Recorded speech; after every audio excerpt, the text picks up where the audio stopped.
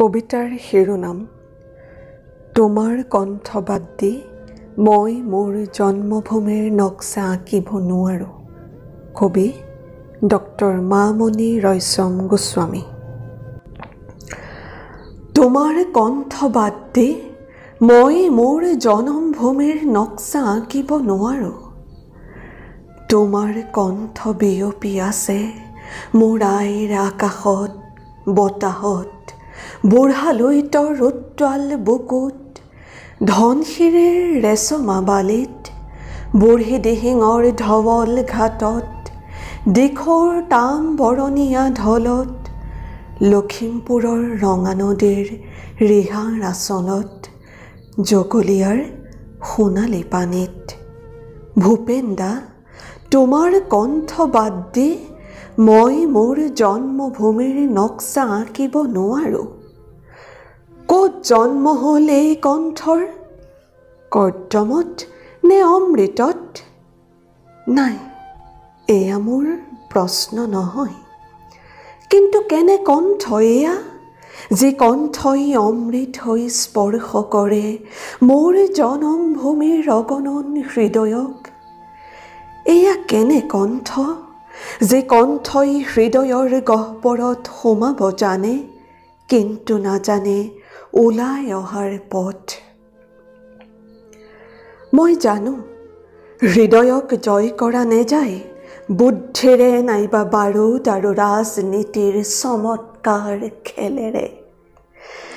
হৃদয় জয় কৰা যায় সেই কণ্ঠেৰে, যি কণ্ঠৰ উৎস হয়তো ত্ৰাস আৰু যন্ত্ৰণাত ধৰফৰ কৰা বলিহাললৈ নিয়া পহুৰ হৃদয়ৰ গোপন হাহাকাৰত। যি কণ্ঠৰ জন্ম হয়তো অগণন জনগণৰ ক্ষোভ আৰু বেদনাৰে চিৰাচিৰ হোৱা হৃদয়ৰ গোপন কক্ষত। না, এইবোৰ কথা মই নাজানো। জানো মাথো এটা কথা, ভূপেন দা, তোমাৰ কণ্ঠ অবিহনে মই মোৰ জন্মভূমিৰ নক্সা আঁকিব নোৱাৰো।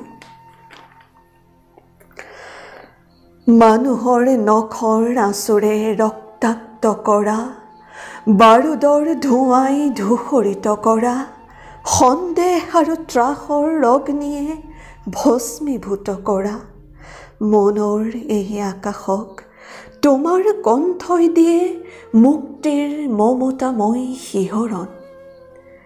এই কণ্ঠত আশা আছে, আছে মানৱ প্ৰেমৰ এক ব্যাকুল আহ্বান।